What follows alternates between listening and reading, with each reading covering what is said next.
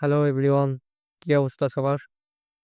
আজকে আমি তোমাদের জন্য ডিফারেন্সিয়েশনের একটা গুরুত্বপূর্ণ ম্যাথ নিয়ে হাজির হয়েছি। এই ম্যাথটা 2022-এ রাজশাহী বোর্ডে আসছিল। তো চলো কথা না বাড়িয়ে শুরু করা যাক। তো আমাদের প্রশ্নে দেখো বলা আছে u equal tan inverse two x আবার ইউ ইকুয়াল লন ওয়াই হলে দেখাইতে বলছে sec square u into y two plus two y one into two tan u minus one equal zero. তো আমাদের গিভেন যে ডাটাগুলো দেওয়া আছে সেগুলো আমরা আগে লিখে ফেলি। ওকে বলা ছিল u equal tan inverse two x আর কি বলা ছিল লন ওয়াই ইকুয়াল ইউ, তাই না? তাহলে আমরা দেখো এখানে এই যে ইউ এর জায়গায় আমরা লন ওয়াইটা বসাতে পারি, আর ডান সাইডে ছিল ট্যান ইনভার্স টু এক্স। আচ্ছা, তোমরা প্রশ্নের যে প্রমাণটা আছে সেটা দিকে একটু নজর রাখো তো। দেখো তো এখানে ত্রিকোণমিতিক অনুপাত আছে নাকি নাই? আছে কিন্তু, তাই না? যে ট্যান ইউ আছে, এখানে সেক ইউ আছে। তো তোমাদের একটা কথা বলি, এই যে ট্যান ইনভার্স এক্স বা টু এক্স যাই বলি না কেন, এটাকে যখন আমরা ডিফারেন্সিয়েশন করব তখন কিন্তু ত্রিকোণমিতিক অনুপাতটা আর থাকছে থাকছে না, তাই না? যেমন ট্যান ইনভার্স এক্স দিয়ে আমরা যদি ডিফারেন্সিয়েশন করি তাহলে ভাই 1/1 প্লাস এক্স স্কোয়ার। কিন্তু আমরা যখন ট্যান এক্স কিংবা সেক এক্স এগুলোর ডিফারেন্সিয়েশন করব তখন কিন্তু ত্রিকোণমিতিক অনুপাতটা থেকে যাচ্ছে। একটু ভেবে দেখো মাথা কাটিয়ে। তাহলে আমাদের এখন কাজ হচ্ছে ইনভার্স না রেখে এটাকে সরাসরি ত্রিকোণমিতিক অনুপাতে কনভার্ট করা। এটাকে আমরা তাহলে এইভাবে বলতে পারি tan ln y equal to x, পারি কি না? আচ্ছা, তো এখন আমাদের প্রথম কাজ হচ্ছে উভয় সাইডে এক্স এর সাপেক্ষে ডিফারেন্সিয়েশন করা। তো এখানে দেখো ট্যান লন ওয়াইকে যদি আমরা ডিফারেন্সিয়েশন করি তাহলে আমরা কিন্তু, আচ্ছা আমি তোমাদের বিস্তারিত বলছিলাম, তোমরা কিন্তু অলরেডি এগুলো জানো তাই না, যে এটাকে আমরা এক্স ধরবো। তাহলে এটাকে যদি আমরা এক্স ধরি তাহলে আমাদের রেজাল্ট কি আসছে ট্যান এক্স। তো ট্যান এক্স আমরা যদি যদি ডিফারেন্সিয়েশন করি তাহলে কি লেখা যায় সেক স্কোয়ার এক্স। তো এক্স বলতে আমার কি ছিল লন ওয়াই ছিল, তাই না? এখন এক্স যদি আমরা আবার ডিফারেন্সিয়েশন করি তাহলে কি পাই যে লন ওয়াই, এটাকে যদি আমরা ডিফারেন্সিয়েশন করি তাহলে কি আসবে 1/1 1/y d d x of phi. তো ডিডি এক্স অফ পাই বলতে আমরা কি বুঝি y1। আর ডান সাইডে এটাকে যদি আমরা ডিফারেন্সিয়েশন করি তাহলে পাই জাস্ট 2। আচ্ছা, তো দেখো এখানে কিন্তু আমাদের যে ফর্মটা আসছে যদি আমরা এটাকে এভাবে রেখে দিই তাহলে এই ফর্মটা কিরকম ফর্ম বলো তো? এটা ইউ বাই ভি শেপের একটা ফর্ম হলো। তো আমরা জানি ইউ বাই ভি শেপ থাকলে এটাকে ডিফারেন্সিয়েশন করলে একটু বড় কাম পাওয়া যায়। তো বুদ্ধিমানের কাজ হবে তুমি ইউ বাই ভিটাকেই ইউভিতে কনভার্ট করে ফেলো। কিভাবে? তো দেখো এই সাইডের লবে যেটা ছিল সেটা সেভাবে রেখে দেব, দিয়ে কি করব এই যে এখানে যে হরে যে ওয়াইটা ছিল সেটা ডান সাইডে লবে নিয়ে গেলে কি পাই 2y। এখন দেখো তো এই যে বাম সাইডে জাস্ট আমাদের দুইটা টার্ম পড়ে আছে, তাই না? এই যে সেক স্কোয়ার লন এটা মিলে কিন্তু একটাই রাশি, আর এখানে আছে y1। তাহলে আমরা এটাকে ইউ বলতে পারি, এটাকে ভি বলতে পারি।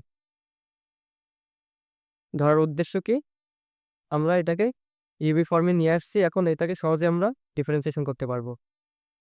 তো দেখো আমরা যদি ইউকে রেখে ভিকে ডিফারেন্সিয়েশন করি তাহলে কি পাই y1কে ডিফারেন্সিয়েশন করলে y2 পাওয়া যায়, আমাদের ফর্মুলার প্লাস। এবার আমরা ভিকে রেখে ইউকে ডিফারেন্সিয়েশন করবে। তো দেখো তো এখানে আছে কি সেক স্কোয়ার লন ওয়াই। তো এটাকে ভেবে বলা যায় না সেক লন ওয়াই তার উপর হোল স্কোয়ার। এটাকে তো আমরা এক্স এর সাপেক্ষে ডিফারেন্সিয়েশন করবে, তাই না? তো আমরা দেখো এই যে ভিতরের এই রাশিটাকে আমরা এক্স বলতে পারি। তাহলে জিনিসটা এরকম আসছে যে DD x of x square, এটারে ডিফারেন্সিয়েশন করলে কি পাইতাম আমরা 2x হয় না, এক্স স্কোয়ারের ডিফারেন্সিয়েশন করলে ইন্টু 3dx অফ এক্স থাকে, তাই তো? এটাই তো বেসিক ফর্মুলা। তো এটা যদি আমরা এখানে অ্যাপ্লাই করি তো কি পাই দেখো তো, 2x বলতে কি ছিল আমাদের, sec of ln y ddx of x. তো ddx অফ এক্স বলতে এখন কোনটা,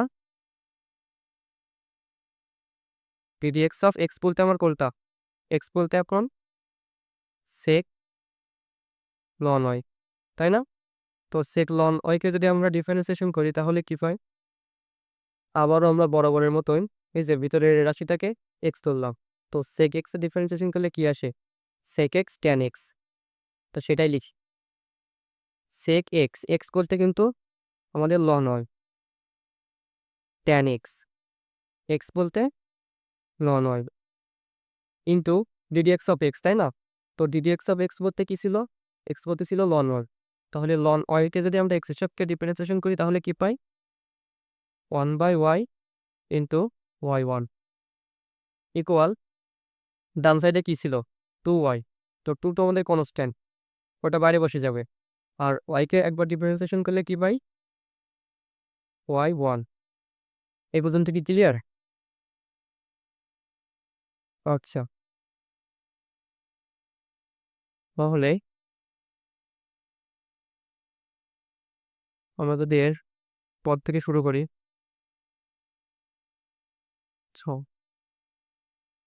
দেখো আমাদের কিন্তু প্রমাণ মোটামুটি কমপ্লিট। জাস্ট এখন আমাদের এই যে প্রমাণের যে শেপটা আছে না, এই শেপে খেলাইতে হবে।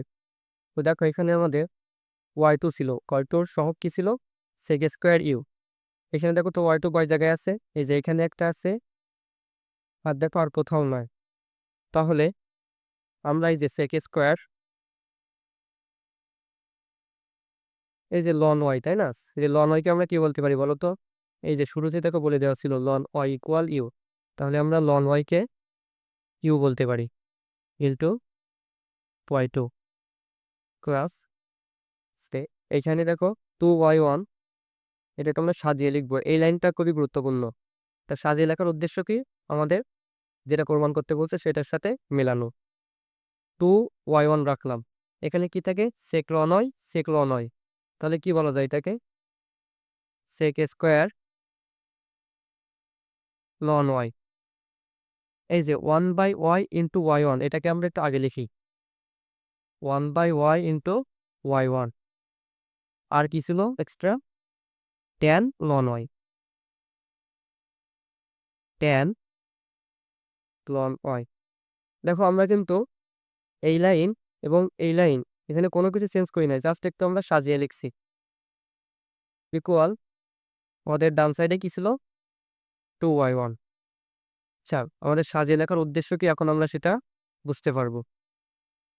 এটা তো যেমন ছিল সেভাবে রেখে দিতে পারি আমরা, সেক square you y2 plus 2y1, ওটা ওর মতো থাকলো।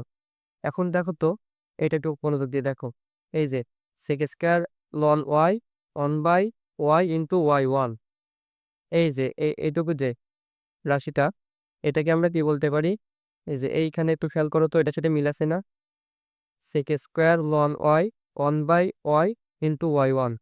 এইটা আর এটা কিন্তু একই জিনিস। তো এইখানে এইটা ইকুয়াল যদি আমরা 2 লিখতে পারি, তাহলে আমার এইখানে এইটার বদলে 2 লিখতে সমস্যা কোথায়, তাই না?